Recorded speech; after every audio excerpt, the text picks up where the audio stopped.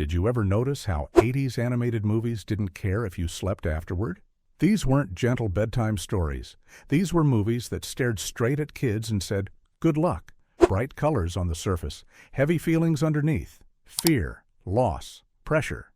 And somehow, they were sold with lunchboxes.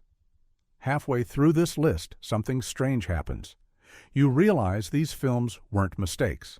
They were warnings, and once you see it, you can't unsee it. This movie opens like it wants to be kind. Soft music, a worried mother, a quiet farm. And then it slowly shows its true face. The Secret of NIMH is one of those films that pretends to be safe for about 5 minutes before pulling the floor out from under you. The story follows a small mouse trying to save her family. That sounds simple. It is not. This movie is about fear as a daily condition, about intelligence being forced, about power that glows and scares everyone who touches it. Nothing here feels playful. Everything feels heavy. Even the silence feels loud. What makes this movie feel darker than most 80s animation is how serious it takes itself. There are no winks, no soft landings, characters get hurt, plans fail, adults are not in control. The world is bigger and colder than the hero. That alone was shocking for its time. Visually, the film leans into shadow. Rooms are dim, faces are half-lit, eyes glow in ways that feel wrong. The animation is beautiful, but it's also tense. Every movement feels loaded, like something bad could happen at any second. And sometimes it does. This wasn't made by accident. This was a creative team pushing against the idea that kids needed everything explained or softened. They trusted the audience to sit with discomfort, to feel fear and keep watching. And that trust is what makes the movie hit harder now. Footage from this film is everywhere for a reason. The glowing scenes, the underground spaces, the moments where the music drops and you realize no one is coming to help. These clips still get shared because they feel different. They feel bold. They feel honest. Here's the thing. The Secret of NIMH didn't scare kids because it was cruel. It scared them because it was real, in an emotional way. It told young viewers that the world doesn't always bend to kindness. Sometimes you have to push back. And that message sticks long after the credits fade. This was the movie that made parents blink and studios panic. The Black Cauldron looks like a classic adventure at first glance. Castles, quests, a young hero. But the tone is off from the start. Cold, grim, almost angry. This is not a cheerful journey. It's a chase through fear, through loss, through a world that feels like it's already falling apart. The villain isn't funny. He isn't charming. He's quiet, slow, relentless. And that makes him terrifying in a way animation rarely attempted back then. The colors are darker than most films from this era. Greens feel sickly, blacks swallow the screen. Even daylight scenes feel tense, like the sun is just visiting and might leave at any moment. This movie doesn't want you to relax. What really sets it apart is how it treats danger. Characters don't bounce back instantly. Mistakes have weight. Choices matter. There's a constant sense that something irreversible could happen. For a studio known for comfort, this was a hard turn. Behind the scenes, this film went through cuts and changes because it went too far for its own time. That alone tells you everything. It crossed a line animation wasn't supposed to cross. And even trimmed down, the darkness still bleeds through every frame. Footage from the Black Cauldron circulates constantly. The empty landscapes, the rising army, the moments where the hero realizes bravery isn't enough on its own. These scenes feel heavier than they should, and that's why they linger.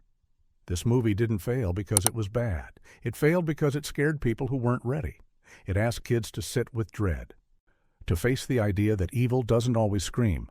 Sometimes it waits, and that's a lesson most animated films never dared to teach. This movie does not warm you up. It drops you straight into anxiety and never lets go. The Plague Dogs is one of those animated films that feels like it was never meant to be comforting. It's quiet in the wrong places, loud in your head instead of your ears, and deeply serious about what it's saying. At its core, this is a story about two animals trying to survive in a world that treats them like problems to be managed. They escape a controlled environment and enter the countryside expecting freedom. What they find instead is suspicion, fear, people who don't ask questions before reacting. That shift alone makes the movie feel heavy from the start. What makes this film especially dark is how grounded it is. There are no magical rescues, no sudden tone changes to lighten the mood. The world operates on rules that don't bend. If someone is afraid, they act on it. If a mistake is made, it spreads. And the characters feel every consequence. Visually, the animation avoids softness. Landscapes are empty. Skies feel wide and uncaring. Characters often appear small in the frame, overwhelmed by the space around them. It gives the constant feeling that safety is far away and shrinking. The pacing is slow on purpose. This movie wants you to sit with discomfort, with misunderstanding, with the idea that good intentions don't protect you from bad outcomes. For kids watching in the 80s, that was a shock. For adults watching now, it's even more unsettling. Clips from this film still circulate because they don't feel dated. The fear isn't exaggerated. It's quiet, logical, human. Scenes of running through fields, hiding, listening for danger, those moments feel tense without needing spectacle. Here's the opinionated truth. This movie was too honest for its own good. It didn't dress its message up. It didn't pretend the world was fair. It asked young viewers and adults to accept that sometimes survival is the story, not victory. And that's why The Plague Dog still feels heavier than most animated films that came after it. This one looks gentle, almost sweet, and that's what makes it devastating. When the Wind Blows follows an older couple living a quiet life. They talk about routines, about meals, about following instructions. They believe that if they do everything right, things will be fine. The movie never laughs at them. It lets you watch. And that's far worse. The animation style feels soft, rounded lines, muted colors, familiar spaces. It looks like a comforting storybook. But the tone underneath is heavy from the first scene. There's a sense that something large and unseen is approaching, and no one fully understands it. What makes this film so dark is its patience. It doesn't rush to shock you. It lets small changes pile up. Slight confusion, physical weakness, a growing silence where certainty used to be. The fear comes from watching ordinary life slowly unravel while hope refuses to leave. This was not typical animated storytelling in the 80s. There's no hero, no villain, no quest, just two people doing their best with the information they have. And that choice makes the film hit harder than anything loud ever could. Footage from this movie is widely available because it's often referenced as one of the most emotionally heavy animated films ever made. Scenes of the couple talking calmly while everything around them changes are often shared because they feel haunting, not scary. Haunting? The opinion here is simple. This movie trusted animation to handle serious ideas without explaining them away. It assumed viewers could connect the dots, could feel the weight without being told how to feel. And that trust makes it unforgettable. When The Wind Blows wasn't too dark by accident. It was dark because reality is. And using animation to show the truth was a bold move that still feels uncomfortable decades later. This movie tricks you first.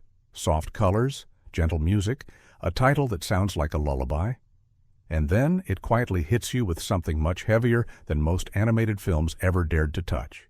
The Last Unicorn isn't loud about its darkness. It whispers it, and that whisper stays with you. At the center is a creature who realizes she might be alone.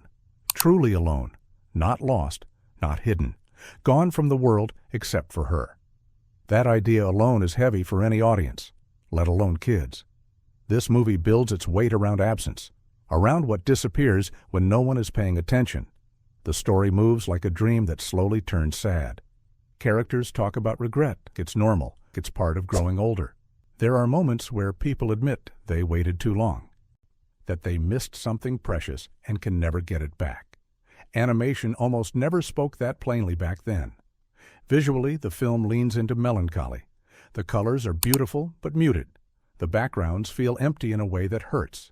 Even the humor feels tired. It knows it won't last. There's a constant sense that time is moving forward, whether you're ready or not.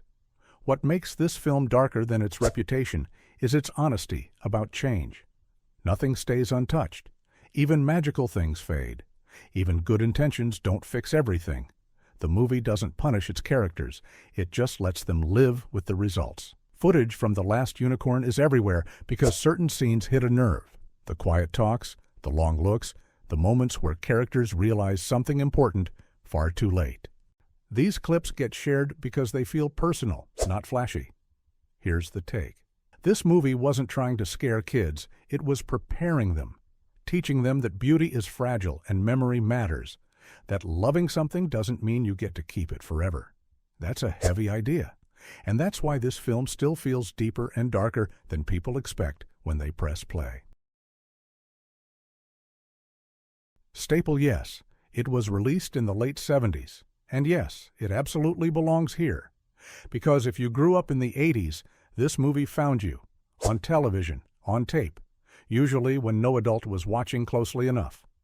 Watership Down looks harmless at first, small animals, open fields, soft narration, and then very quickly it makes it clear this is not a gentle story.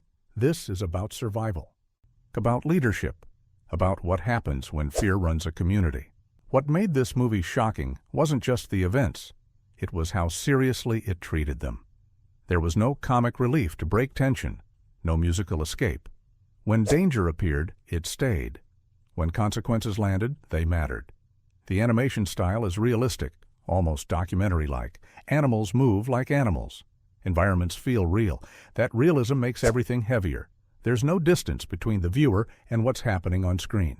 You feel stuck in it. For many kids, this was their first exposure to the idea that stories don't always protect their characters, that the world can be unfair even when you do everything right, that leaders can make bad calls, that fear can spread faster than reason. Clips from Watership Down still circulate constantly. On the mass movement scenes, the underground spaces, the moments of panic, these aren't exaggerated, they're restrained, and that restraint is what makes them hit harder. Here's the opinion. This movie didn't traumatize a generation because it was cruel. It did it because it refused to lie. It showed struggle without soft edges. And it trusted young viewers to understand more than adults thought they could. That honesty made it unforgettable, and for many, unforgettable in a way that still feels uncomfortable.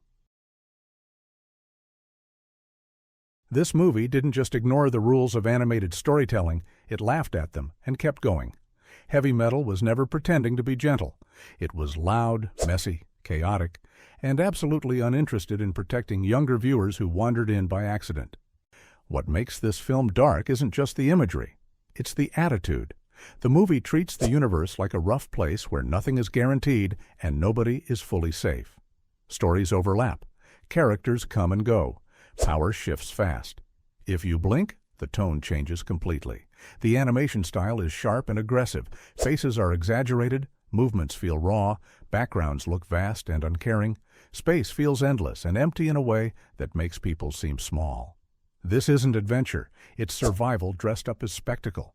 Unlike most animated films of the era, heavy metal doesn't offer comfort through structure. There's no single hero to latch onto, no clear emotional anchor. The film wants you off balance. One moment you're watching something playful. The next, you're dropped into something bleak and strange.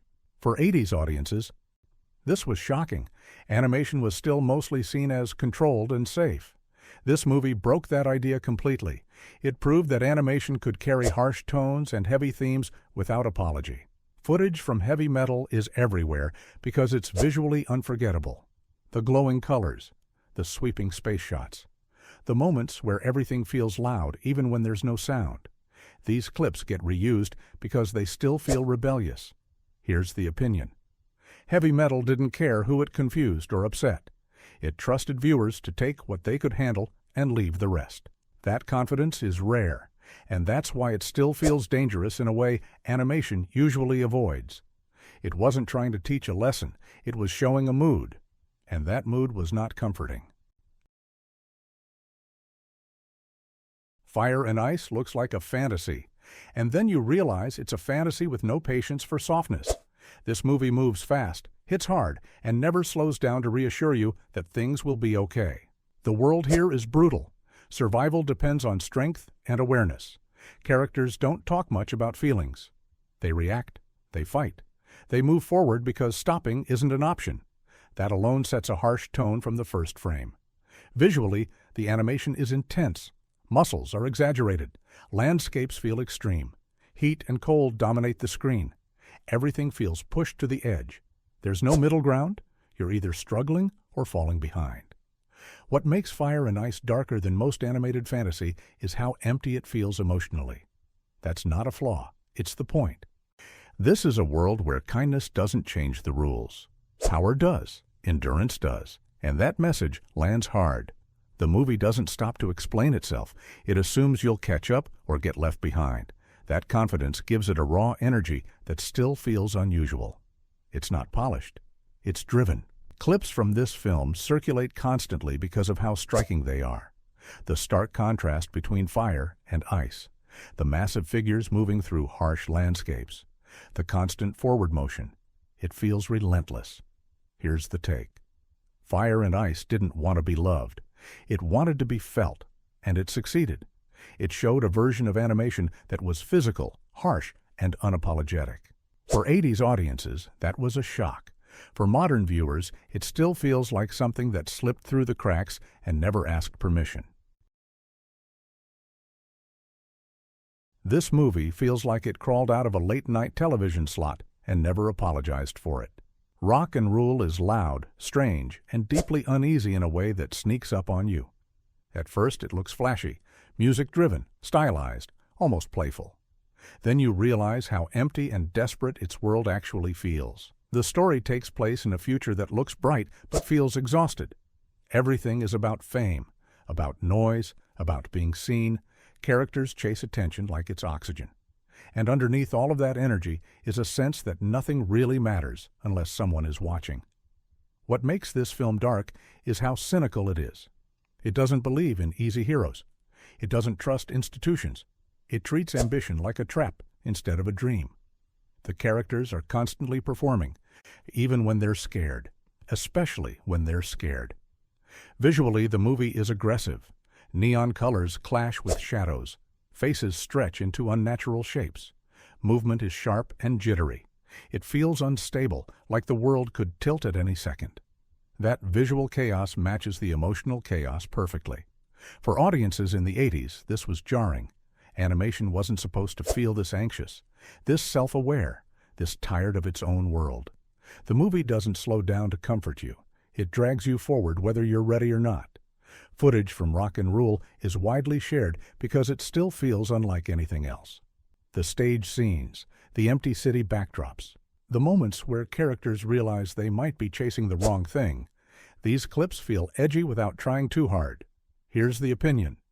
This movie saw the future and didn't like it. It warned that entertainment could become hollow, that noise could replace meaning, and that warning feels uncomfortably accurate now. Rock and Rule wasn't just dark, it was prophetic, and that's why it still sticks with people who stumble across it decades later. This is the movie people forget exists until they see one clip and suddenly remember everything. The Adventures of Mark Twain looks educational on the surface, historical, literary, safe, and then it veers into something deeply unsettling. The film follows a group of kids traveling through strange dreamlike stories inspired by Mark Twain's writings. Some of these segments are whimsical, others feel cold, empty, almost existential. There are moments where the animation feels less like a story and more like a question with no answer. What makes this movie dark is its tone shifts. One scene feels gentle, the next feels heavy with doubt. Characters talk about purpose, about meaning, about whether progress actually leads anywhere. These are not light topics, especially not when presented without clear answers. Visually, certain sequences are unforgettable. Stark backgrounds, simplified figures, long pauses where nothing is explained. One particular scene involving a quiet, emotionless figure still gets shared online because it feels wrong in a way people can't quite describe. Not scary, just unsettling. For 80s viewers, this movie was confusing. It didn't behave like a typical animated film. It didn't reward attention with clarity. It trusted viewers to sit with uncertainty, and many weren't ready for that. Footage from this film is easy to find because those strange scenes became cultural memories. People share them saying they watched this as kids and didn't understand why it made them uncomfortable. Now they do. Here's the take. This movie wasn't trying to entertain as much as it was trying to provoke thought. It used animation to explore ideas most cartoons avoided completely. And that bravery made it stand out. The Adventures of Mark Twain proves that animation can be quiet, strange, and deeply unsettling without raising its voice at all. So yeah, these weren't accidents. These movies knew exactly what they were doing. They pushed animation into places it wasn't supposed to go and trusted viewers to keep up. Some of them scared you. Some of them confused you. Some of them stayed in your head way longer than expected. Now I want to know, which one hit you first? Which one still feels heavy? And which animated movie do you think went too far and got away with it?